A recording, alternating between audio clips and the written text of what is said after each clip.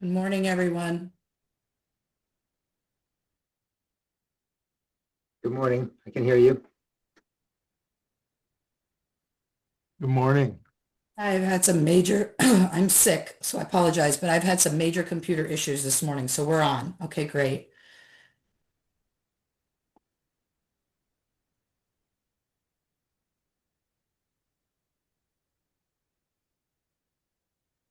Okay, we'll go down the line. Dr. Mayo, do you want to start with an opening statement? And then Dr. Apostolakis, and then we will take questions. Certainly. Thank you, Christina. I'm Dr. Rob Mayo, the Chief Medical Officer of Rochester Regional Health. Thank you for joining us today. It's always a pleasure to speak with our media colleagues and to help distribute communication and education throughout the community. I want to thank Dr. Michael Apostolakis, my colleague from the U of R, who's also joined me today. So we wanted to be sure the community was aware of the significant rise in respiratory illnesses over the last few weeks. This has been quite dramatic. Of course, it's being tracked across our hospitals, across the county, as well as across the state. And this is a statewide phenomenon presently for this year's respiratory illness season. For example, over the last week across New York State, hospitalizations for respiratory illnesses have increased 63%. And overall diagnoses have increased 38%. So this is a significant rise. It's putting a strain on our hospitals, certainly at Rochester Regional Health facilities. There's a large number of patients who are admitted with respiratory illnesses. Some are in the ICU. All of these patients require isolation.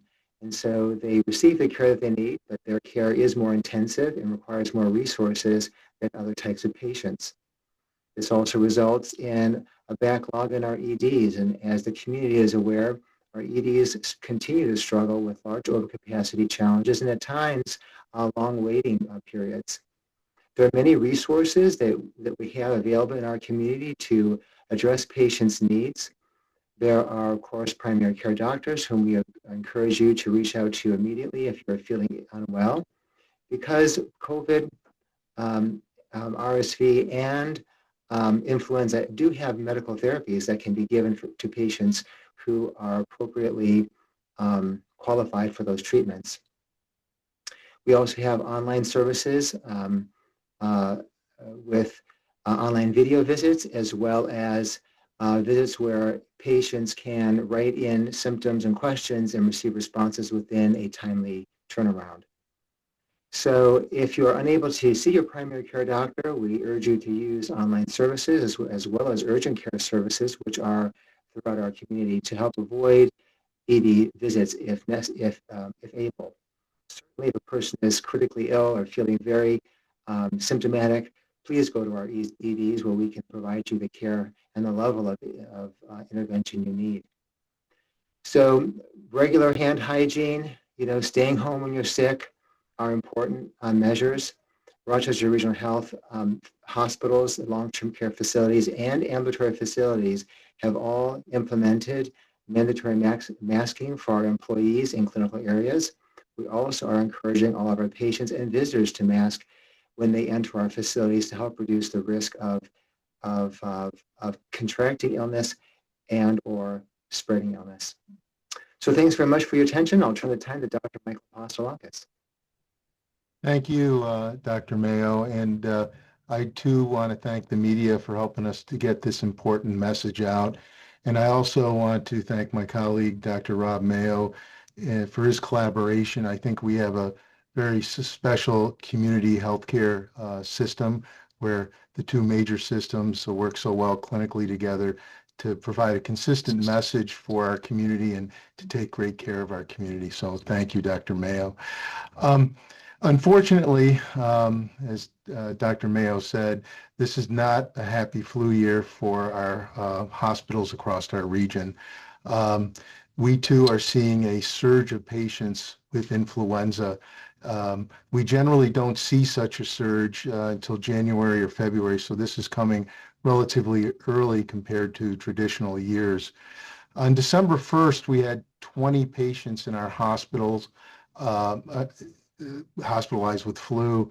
2 weeks ago, that number was 46 at Strong, and just today it's 71 patients. So we're seeing a marked increase in patients admitted to the hospital with flu, and right now it continues to climb at a very rapid rate. In order to protect our patients, staff, and visitors, we today strengthened our guidelines for masking at all our UR Medicine hospitals.